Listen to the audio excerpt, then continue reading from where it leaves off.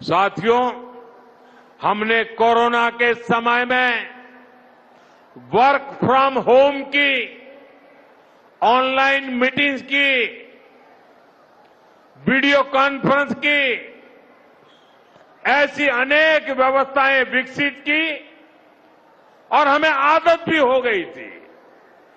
आज समय की मांग ऐसी है कि उन व्यवस्थाओं को हम फिर से शुरू करें तो वो देश हित में होगा।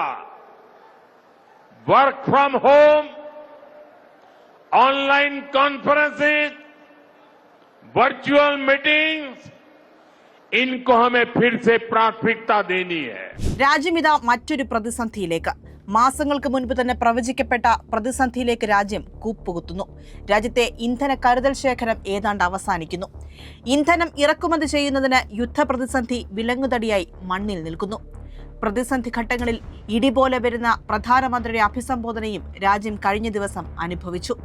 രാജ്യം മറ്റൊരു ലോക്ക്ഡൌണിലേക്ക് പോവുകയാണെന്ന് പ്രധാനമന്ത്രി പറഞ്ഞു വെക്കുകയാണ്.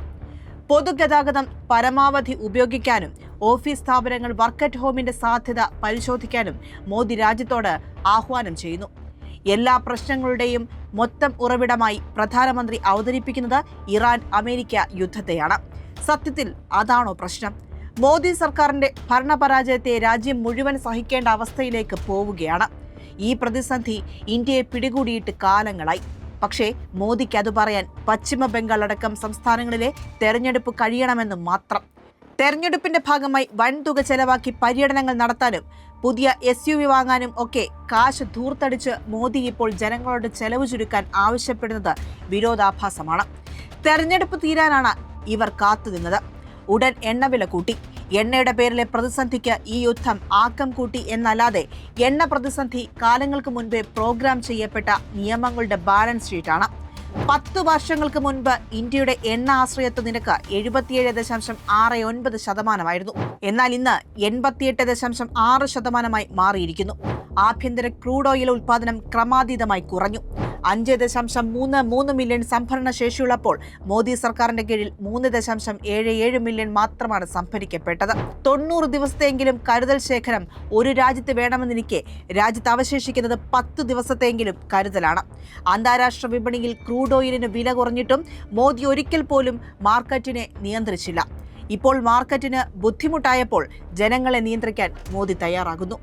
ഈ ഉത്തരവാദിത്തങ്ങളിൽ നിന്നെല്ലാം ഒഴിഞ്ഞുമാറിയ ഒരാൾ ഇപ്പോൾ യുദ്ധത്തിന്റെ തലയിൽ കെട്ടിവെച്ച് രക്ഷപ്പെടാൻ ശ്രമിക്കുകയാണ്.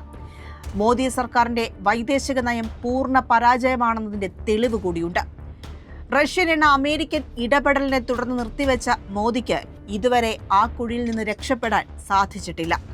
ആദ്യം ഹോർമുസ് കടലിടുക്ക് വഴി ഇന്ത്യൻ കപ്പലുകൾ അനുവദിക്കപ്പെട്ടെങ്കിലും പിന്നീട് അതുണ്ടായില്ല. എല്ലാ ധനകാര്യ സൂചികകളും താഴോട്ട് കുതിക്കുന്ന ഇന്ത്യയിൽ തെളിഞ്ഞു വരുന്നത് മോദിയുടെ പാളിയ ധനകാര്യ മാനേജ്മെന്റാണ്. ചരിത്രത്തിലില്ലാത്ത വിധം കറൻസി കൂപ്പുകുത്തുമ്പോൾ യാതൊരു ദീർഘവീക്ഷണവുമില്ലാതെ മോദി മുകളിലോട്ട് നോക്കിയിരിക്കുകയാണ്.